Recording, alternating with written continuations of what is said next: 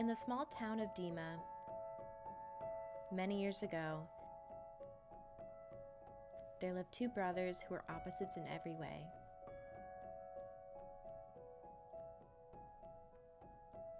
The oldest brother, Jose, was a kind and gentle young man. He carefully planned his every decision, and he was always polite to others. His younger brother, Santi, was a brave, often reckless child. His impulsive behavior was known to land him in trouble, and his smart tongue infuriated his neighbors.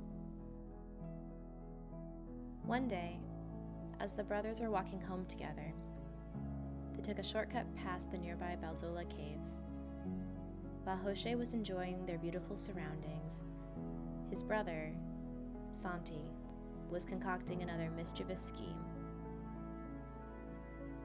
"Jose," said Santi, his grin as wide as a cave's mouth, "have you heard the legend that these caves are full of treasure?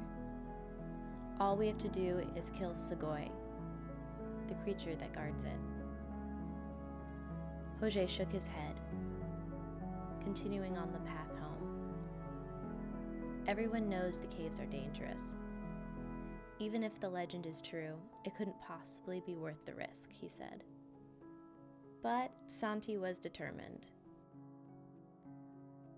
"Be brave," he insisted.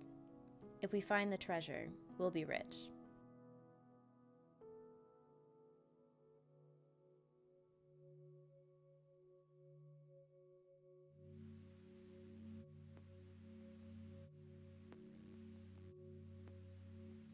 Before Jose could protest again, his brother took off running toward one of the caves, and Jose had no choice but to follow.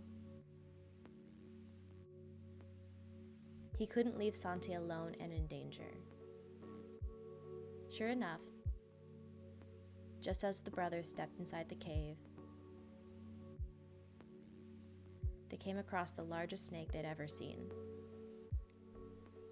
In a panic, Santi grabbed a rock and threw it, crushing the animal's tail. "Santi," scolded Jose, "the snake wasn't trying to hurt us. How would you feel if someone attacked you in your home?" "Leave it be. Let's go back to town." And the brothers went home empty-handed, but unhurt.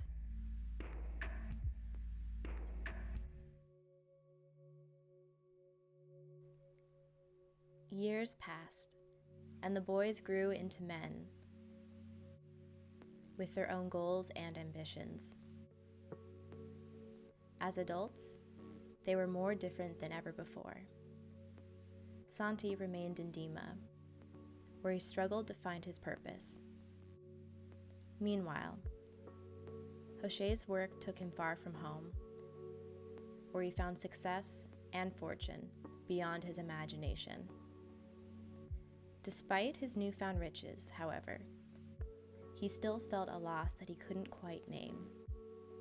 He missed his home and his family. One day, when Jose was especially homesick, a mysterious, one-legged man came to his door. The visitor was obviously wealthy, with his elegant clothing and confident gaze. Jose was so mesmerized that he barely reacted before the man grabbed him by the shoulders and magically whisked him into the air.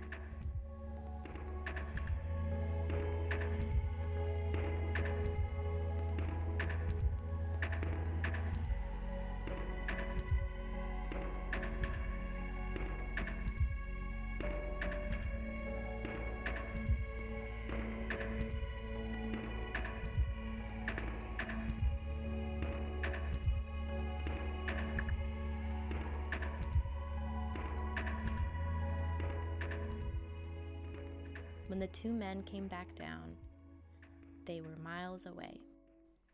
having somehow traveled from Hoché's front door to the old Balzola caves in a matter of seconds.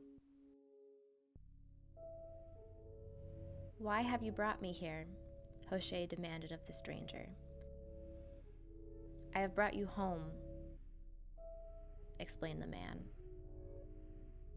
who now held a chest overflowing with sparkling treasure. The man continued, "And so you never again have to leave this home in search of wealth. I leave you with this box of gold." "Who are you?" he said, taking the gold in his arms. The man ignored his question. Instead, he reached inside his velvet cloak and removed a beautiful leather belt. "And this," said the man, offering the belt to Hoché, "is for your brother." With that, the stranger disappeared as magically and mysteriously as he'd arrived. In a daze, Hoché headed back to his old home, where he found Santi and told him what had happened. Santi, who had grown wiser and more thoughtful with age, regarded the belt suspiciously. Instead of putting it on, he wrapped it around the trunk of a nearby tree. The brothers watched as both the belt and the tree burst into violent orange flames.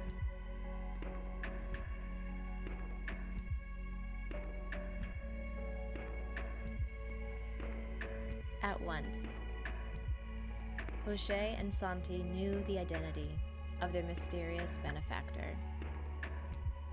It was Sugaar, the legendary protector